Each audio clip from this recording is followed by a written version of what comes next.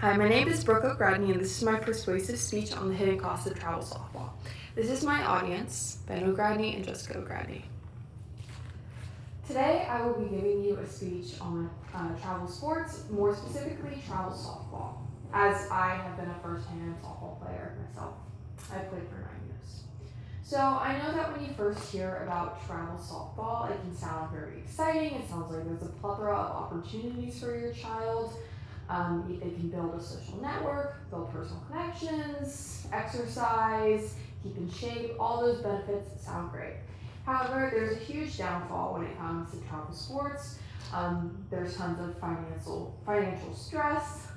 There's a huge burden on the kids, academic stress, injuries, burnout. All these things are very real problems that exist in the travel softball world today.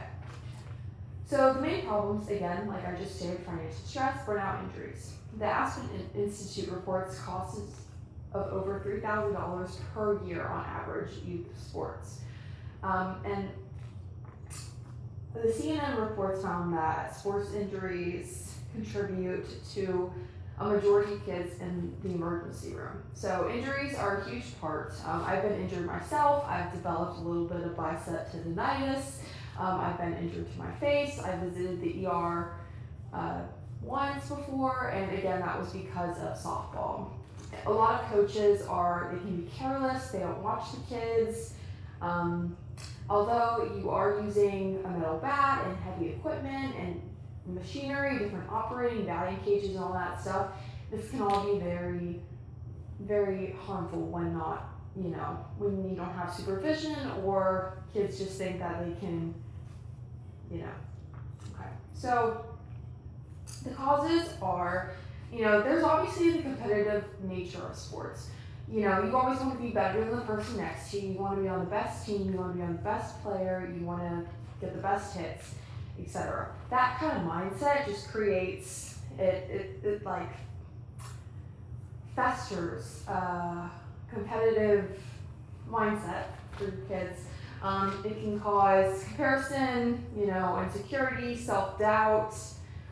What if I'm not as good as the girl next to me? What if she makes this play and I don't? She got a hit, I didn't. That kind of thing can really just put stress on your child and can make them more susceptible to insecurities or images. Okay.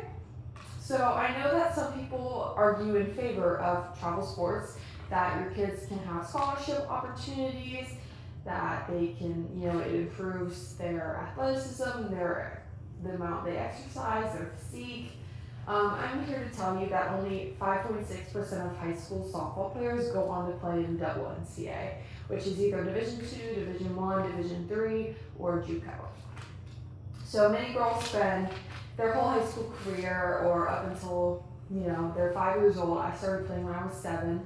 And they end up going to a lower level of school where they're just focusing on their sports and not on their academic future, which I feel like can be harmful in the long run.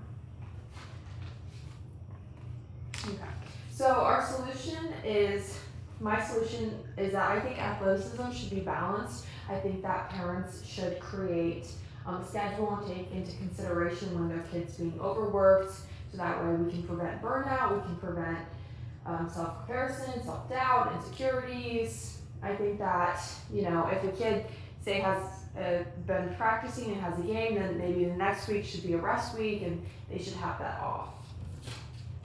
I know parent and coaches play a huge role in the part of travel softball, and I know because you're allowing your kid to do this, the kid can't drive yet or anything like that. I just think that parents and coaches need to be really careful. They need to take into consideration their players' mental health, and they just need to be paying extra attention to their kids' needs, how they're acting, burnout, etc. And yeah, that's my speech. Yay!